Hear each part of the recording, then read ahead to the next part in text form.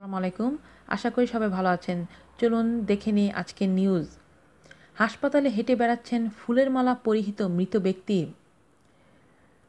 হাসপাতালের থেকে মৃত্যুর সংবাদ যায় থানায়। এরপর মৃতের স্বজনদের কাছে ফোন পেয়ে দ্রুত হাসপাতালে ছুটে যান স্বজনরা। কিন্তু ফুলমালা হাতে হাসপাতালে গিয়ে তারা তাদের চোখকে বিশ্বাস করতে পারছে না। যার মৃত্যুর খবর পেয়ে কার্যক্রম ফেলে হাসপাতালে আসা সেই রোগী এখন দিব্যি হেঁটে বেড়াচ্ছেন। জি নিউজের খবরে বলা হয়েছে, এক সপ্তাহ ধরে পশ্চিমবঙ্গের হাওড়া জেলা হাসপাতালে ভর্তি ছিলেন ব্যাটরার জয় নারায়ণ পাণ্ডে। গতকাল বুধবার সকালে ব্যাটরা থানা থেকে ফোনে মৃত্যু সংবাদ পান স্বজনরা। ব্যাটরার মধুসূদন পাল চৌধুরী লেনে নেমে আসে শোকের ছায়া। সংসারে একা জয় নারায়ণের সৎকারের জন্য এগিয়ে আসেন প্রতিবেশীরা। খবর চলে যায় দূরে থাকা আত্মীয়দের কাছে। ফুলমালা আর সববাহী গাড়ি নিয়ে তারা পৌঁছে যান হাসপাতালে।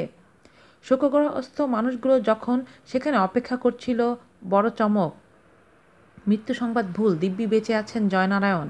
অভিযোগ ইস্যু হওয়া ডেথ সার্টিফিকেট ছিঁড়ে ফেলে দেন হাসপাতাল কর্মীরা। ওই রোগীকে ছেড়ে দেওয়া হয়েছে। এই ঘটনার জেরে রীতিমতো ক্ষুব্ধ রোগীর আত্মীয় স্বজনরা। ঘটনার তদন্ত চেয়ে হাওড়া থানায় অভিযোগ দায়ের করেছেন তারা। হাসপাতাল কর্তৃপক্ষের দাবি, ওয়ার্ডের মধ্যে ঘুরছিলেন জয়নারায়ণ পাণ্ডে। তখনই তার খালি বেডে চলে আসেন অন্য একজন। জয়নারায়ণ পাণ্ডের বেডেই তার মৃত্যু হয়। আর সেখান থেকেই বিভ্রান্তি শুরু হয়। আজ এ পর্যন্তই। ভালো থাকবেন সবাই। আল্লাহ হাফেজ।